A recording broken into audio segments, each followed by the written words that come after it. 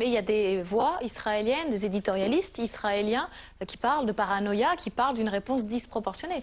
Cette réponse était mauvaise. Elle n'était pas disproportionnée au sens où il y a eu trop de force. S'il y avait eu beaucoup de force, il n'y aurait pas eu cette confrontation. C'était une réponse mauvaise. Et peut-être doit-on, en effet, remettre en cause le blocus. Mais le blocus n'est pas, si vous voulez, une torture infligée par un gouvernement sadique à une population innocente. C'est une mesure prise par Israël pour faire pression sur le Hamas et l'obliger à quoi? À reconnaître Israël, à renoncer à la violence, à relâcher Gilad Shalit et assumer... Que ça a été efficace? À assumer, non.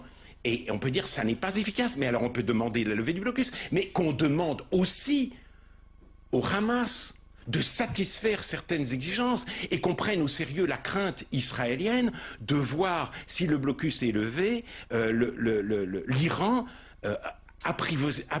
approvisionner le Hamas en armes massives et toujours plus sophistiquées. Cette crainte n'a rien de fou, n'a rien d'exorbitant. Or, on fait comme si tout cela n'existait pas. Et je trouve qu'il y a dans cette attitude un mélange de mauvaise foi et d'angélisme qui me fait très peur. Et pourquoi ne pas accepter une enquête internationale? C'est absurde. Une enquête internationale réclamée par le Conseil des droits de l'homme de l'ONU qui s'est discrédité à Durban II, qui ne voit aucune des discriminations et des horreurs qui sévissent dans le monde en faisant d'Israël un bouc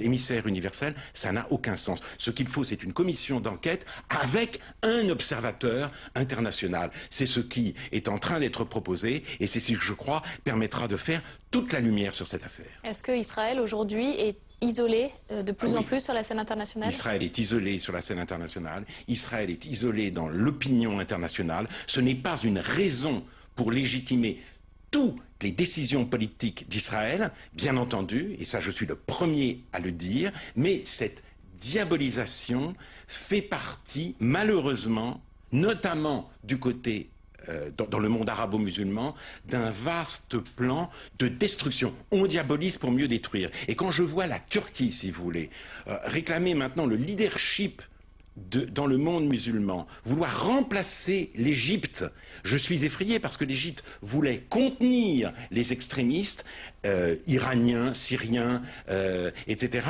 La Turquie, c'est tout le contraire. La Turquie les flatte et décide de les rejoindre. Cette alliance devrait beaucoup inquiéter les Européens aujourd'hui. Turquie qui était l'allié d'Israël et qui aujourd'hui est brouillée avec Israël.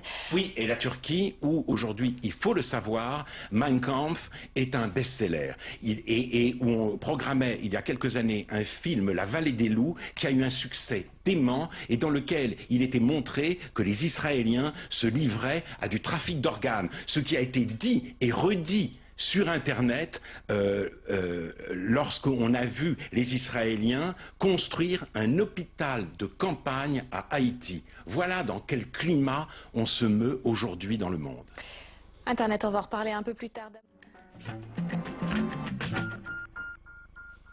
Alain Finkielkraut, est-ce qu'Internet pour vous c'est toujours une inquiétante extase? C'est un grand défouloir en tout cas.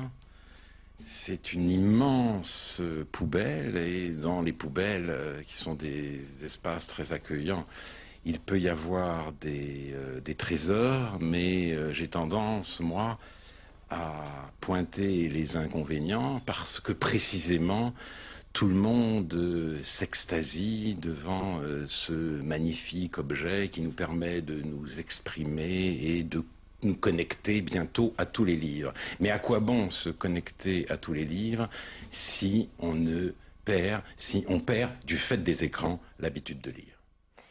Ça n'a jamais été mon problème. Ça n'a jamais été mon problème. J'ai été piégé dans le cadre de cet entretien et j'ai subi moi-même un certain nombre de procès. J'ai vécu une campagne extrêmement pénible. Ce n'est pas mon problème. Donc l'origine des joueurs, c'est l'origine des joueurs. Il y a en effet une spécificité française ça ne se retrouve pas à la même échelle dans les autres pays européens. Disons, c'est comme ça. Mais si les joueurs ne représentent pas bien la France, si la France ne se sent pas représentée, si quelque chose est cassé dans la liturgie de l'identification qu'est le football, c'est pour les raisons qu'énonce non pas Marine Le Pen, mais précisément Yannick Noah. Mais je le répète, je souhaite le mieux à cette équipe et j'ai envie qu'il retrouve un peu de joie de jouer.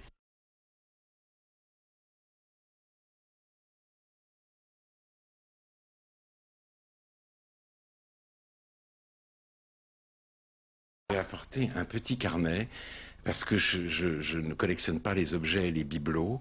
J'aime les carnets, moi qui ne suis pas adepte des écrans. Et j'y note non pas mes pensées, mais les pensées des autres. Alors je l'ouvre à n'importe quelle page, pas tout à fait n'importe laquelle, et je lis par exemple celle-ci. La civilisation existe précisément pour qu'il n'y ait pas de masse, mais des hommes assez conscients pour ne jamais constituer des masses, même s'ils sont entre eux rassemblés.